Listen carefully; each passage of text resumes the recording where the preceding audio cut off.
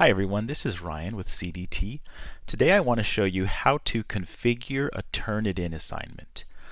So if you have an assignment for your global courses, what you'll need to do to configure it is first go to the actual assignment. I'm going to do that by clicking on Modules.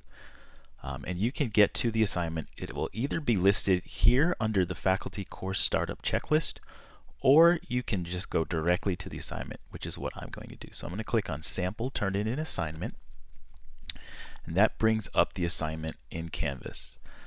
The first thing that I want to do is I want to configure the due date for the assignment. So to do that, I'm going to click Edit Assignment Settings, and that will bring up the assignment settings here in Canvas. You can see the name, the instructions. Just want to verify that there's points, that's in the correct group. You want to make sure that the submission type says external tool with Turnitin selected as the external tool, and then you want to make sure that this little checkbox for load this tool in a new tab is checked. Now if this box is not checked, your students will have difficulty accessing the assignment. So make sure that this is checked. We'll go down to Assign To. So I'm going to make this due date next Sunday, so the 17th for me. Now this is very important. When you have a Turnitin assignment, you cannot set the available from or until.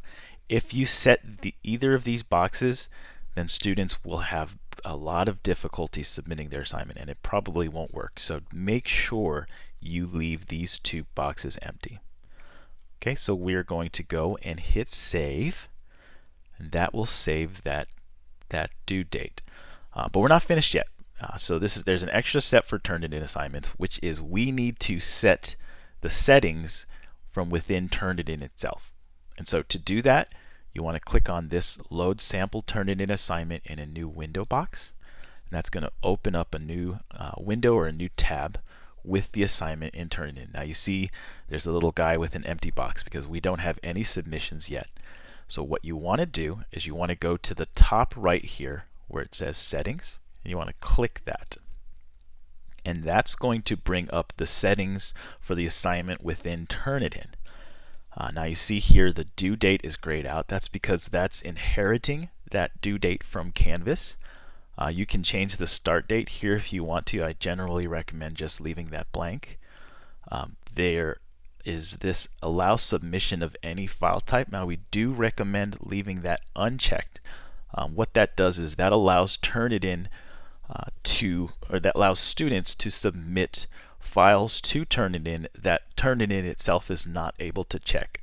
And so if it can't check it, it's not able to see if the students are copying their information from elsewhere. So we generally we recommend not checking that. But there's also these optional settings, so you can click on this and it opens up. So the first drop down is Standard Paper Repository. Basically that means that when a student submits an assignment, it will store that paper for checking later. Most of the time you will want to leave this on. However, if you're having students submit a rough draft or something that is not the final, you may want to select Do Not Store the Submitted Papers. That's because if they submit a rough draft and then they later submit a final draft, if they're both stored, they're going to get a report that says the material has been used before, which is obviously because they used it in the rough draft. So you might want to use that for the rough draft. Otherwise, I recommend leaving that as Standard Paper Repository. Allow late submissions. Generally speaking, we do recommend that you check this box to allow late submissions. We generally also recommend that you enable the grammar checker. So go ahead and click that.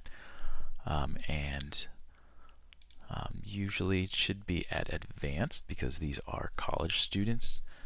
They're doing a US English, and recommend keeping these all checked. Next down here, attach a rubric. We don't recommend using this because it does not integrate well with Canvas. So don't recommend using that because it may run into issues if you do that. Similarity reports, there's three options here.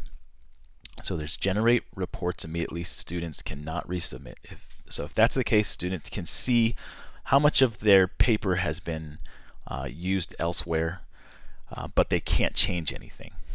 The second one, they can see it and they can resubmit up to 3 times until the due date. This is the one that we generally suggest using. Just allows a little bit more flexibility for students, lets them to check their work and correct things if they made a genuine mistake. And then the last one is generate reports on the due date, but they can resubmit. So this one, they won't see the similarity report, but they will be able to resubmit if they need to until the due date. So we recommend this middle one, so go ahead and check that. We also recommend checking this box for allow students to view similarity reports. That goes kind of hand in hand with this drop-down box. And then last thing that we recommend doing is checking this save these settings for future use so that you don't have to change this in the future. So once all of these settings are done, you can go ahead and hit submit, and you are finished. So this save the settings for Turnitin, so these will work. Your students will now be able to submit to Turnitin.